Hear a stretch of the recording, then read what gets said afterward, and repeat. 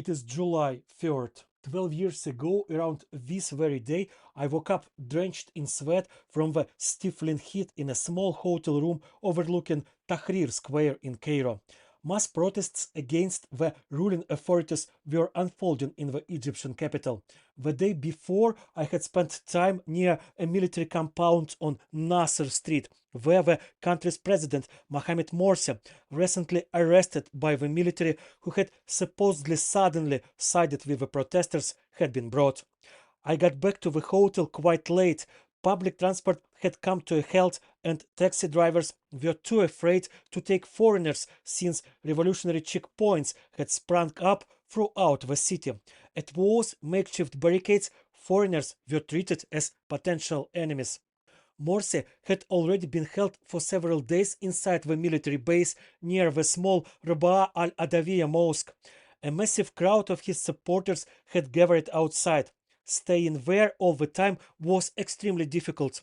I had to prepare and send articles about the situation in Cairo, which was nearly impossible from a tent camp with no electricity or stable internet. That's when my local colleague Ahmed Samir Assem stepped in. We agreed to take 10 to 12-hour shifts, replacing each other so that both of us would have time to work on our stories and get some rest. If the situation about Rabaa al-Adawiya began to escalate, the one on shift was supposed to immediately call the other. Ahmed never called me. I went down to the nearly empty hotel cafeteria that morning, intending to grab a quick breakfast, but I never got to eat.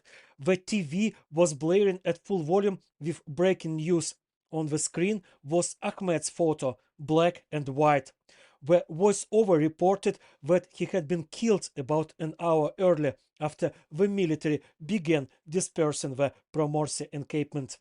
I rushed to Rabaa al-Adawiya.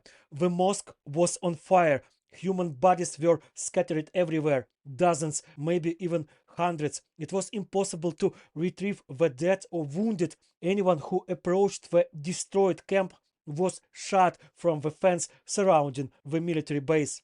To this day, no one knows the true number of people killed, at least 1,000, possibly several times more. Morsi died in prison a few years later. His closest allies were executed, fled the country, or were sentenced to long prison terms. Mohamed Morsi was not a Democrat, but he was elected president in the first and so far only free and fair elections in Egypt's history. In 2011, a popular revolution had forced his predecessor Hosni Mubarak to resign after nearly 3 decades of authoritarian rule. Morsi and his Islamist supporters were not the main force or even one of the main forces behind that revolution, but they were quick to seize its momentum for their own gain.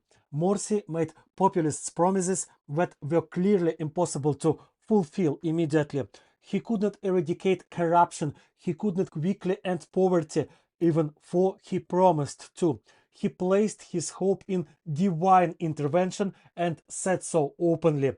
The military, many of whom benefited directly from that entrenched corruption, tolerated his reform efforts, his fight against illegal businesses, and his genuine religious devotion for 2 years. When they crushed Egypt's fledgling democracy, along with the beautiful little mosque of Rabaa al-Adawiya. The mosque, incidentally, was later rebuilt with funds from the Ministry of Defense. It is now, so to speak, the military's own mosque. Democracy, however, no one has tried to rebuild. One of Ahmed's relatives sought justice for the journalist murderers but had to flee the country after receiving threats.